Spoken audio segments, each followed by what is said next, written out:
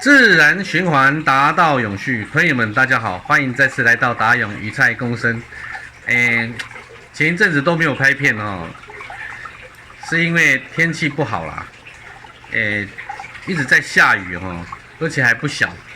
所以说在这个我的农场这边要拍片子哦，那个收音不是非常好。大家看得到有一些都是那个铁皮的嘛，所以说这个会很大声啊。于是乎我就干脆就不拍了。那因为也是啦，因为最近也没有什么蔬菜可以分享给大家啦。索性呢今天天气好哦，我就来把这个沉淀桶哦来做个清理一下，因为有鱼了嘛，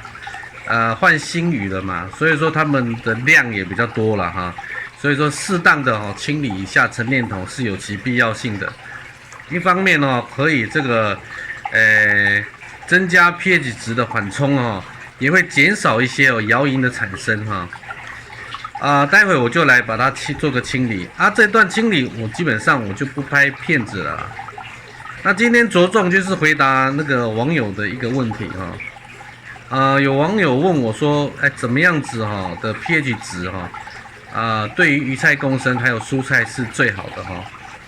在这里就回答这位网友的问题。我们通常鱼菜共生不能这样说，蔬菜最好的吸收的 pH 值是在 6.0 啊。那鱼菜共生呢，这个鱼的适当适应度最好的是在 6.0 到 8.0 之间。那蔬菜超过 8.0 以上的 pH 值那对于蔬菜来讲偏碱的环境它会适应不良。那如果低于 5.0 以下，那对蔬菜的养分的吸收度的偏酸也不好。那就像是我们土根一样那个土质是偏酸的偏酸的土质的话，对这个根系在吸收养分是非常的有大的影响所以说为什么有一些朋友们在种蔬菜的时候，在鱼菜共生环境中总是长不大，吸收营养不良在这方面也是需要注意的啦。大家知道我的鱼菜共生的环境里面，通常我都是使用电子式的pH 值计实际上我也不能完全相信这个电子式的 pH 值计因为它前面会有一个电极，那个电极是有寿命的，可能寿命一般来讲大概介于差不多1年半到2年左右啦要视你这个电极本身生产厂商它的好坏所以说我没有完全相信这个电子 pH 值计我会一部分是使用试剂的方式，一部分是使用 pH 值计平常方便我就看 pH 值计如果时间充裕的话，每2周我都还是会使用试剂来检测我的水质。因为毕竟我们在检测这个水质的时候不是只有 pH 值要来做一个管理，阿莫尼亚、硝酸盐硝酸盐这些都是我们必须控制的。那至于说最佳的这个 pH 值是多少呢？个人我是建议是在 7.0 了你 6.5 到 7.0 甚至 7.5 之间这个范围都是 OK 的我是控制在 7.0 啦在这个 7.0 的范围之中不管是鱼不管是蔬菜对于这个pH 值7.0 他们都非常能够适应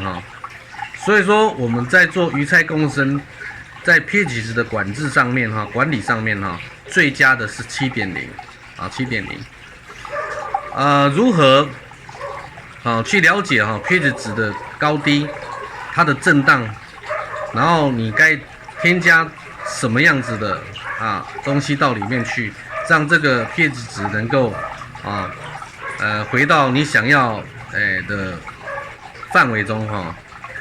我基本上我都使用那个熟石灰啦熟石灰来去做 pH 值的调整。那因为熟石灰的那个碱性哦非常的强哦，所以您使用起来哦非常的小心。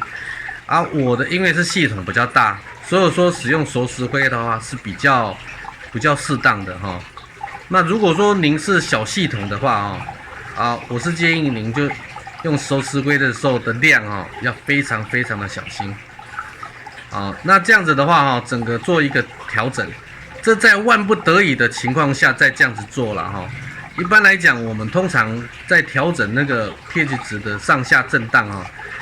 不要高于0.30.3。如果你震荡太大其实鱼也会受不了菜也会受不了。所以说在做 pH 值的调整要稍微注意这个震荡度不要太大。那平常我们在喂食在观察 pH 值的上下的时候一天内的震荡不要高于5啊。如果你高于5的话就非常的有问题了可能是有什么外界的因素去影响到你的 pH 值这个你可能就是要细细的检查。那今天呢就是纯粹是来回答网友问题也不带大家来看一下农场的现况。那因为我等一下在做这个陈年桶的这个整理完以后就回去把片子剪一剪在这个下一次呢再分享我农场的现况要不然就是也是回答网友问题的因为准备要育苗了嘛现在已经进入9月份了，也要将近进入秋季了所以说可以开始种蔬菜了啦，可以种蔬菜了。当有蔬菜的时候比较方便分享给各位网友啦。那今天的视频就短拍一段了我会上字幕了有一些不太清楚的